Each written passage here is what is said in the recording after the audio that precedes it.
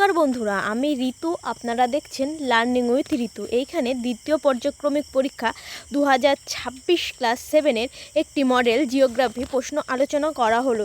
Personal কারণবশত আমি বিগত 1 মাস ধরে তোমাদের কোনো ভিডিও শেয়ার করতে পারছিলাম না।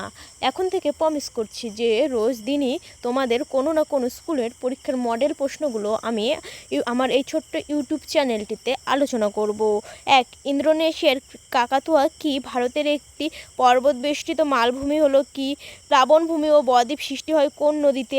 আকৃতির গিরিখাত বলে কাকে? একটি আগ্নেয় শিলা হলো কি? প্রদত্ত কোনটি আগ্নেয় শিলা নয়? সুদানের রাজধানী কি? সাহারা মরুভূমির শুকনো নদী খাতগুলিকে কি বলা হয়?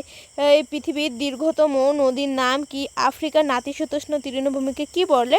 শূন্যস্থান পূরণ। পৃথিবীর বৃহত্তম সমভূমির নাম কি? ড্যাশকে টেবিলল্যান্ড বলে।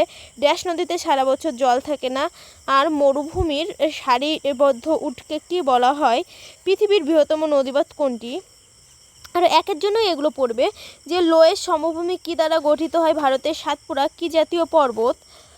ভূগর্ভের তাপে এবং চাপে কোন শিলা উৎপন্ন হয়? ভিক্টোরিয়া জলপ্রপাত কোন নদীতে অবস্থিত? আফ্রিকা মহাদেশের সর্বোচ্চ শৃঙ্গের নাম কি? আর দুইয়ের জন্য এগুলো খুবই ইম্পর্টেন্ট। পর্বত বেষ্টিত মালভূমি কাকে বলে? উদাহরণ দাও। সব নদীতে কেন মোহনা সৃষ্টি হয় না? দোয়াব কি? আন্তর্জাতিক নদী কি? আফ্রিকার চতুর্সীমাটা বলো। আফ্রিকা মহাদেশকে অন্ধকারাচ্ছন্ন মহাদেশ বলা হয় কেন?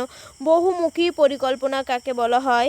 তারপরেই রয়েছে 5-এর জন্য না 3-এর জন্য ইম্পর্টেন্ট। সমভূমি কত প্রকার এবং কি সংক্ষেপে বিভিন্ন সমভূমির বর্ণনা দেয়। চিত্রসহ অক্ষক্ষুরাকৃতি হ্রদ সৃষ্টির পদ্ধতি আলোচনা করো।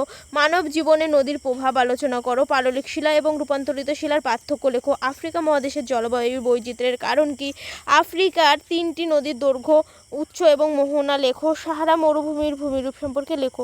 5-এর জন্য তোমরা দুটো পড়বে, উদাহরণসহ চিত্রসহ পর্বতের শ্রেণী বিভাগ পড়বে। আর মালভূমি শ্রেণী বিভাগ আলোচনা করো। মাটি সৃষ্টির নিয়ন্ত্রণগুলি কী কী? সাভানা আর ভূমধ্যসাগরীয়।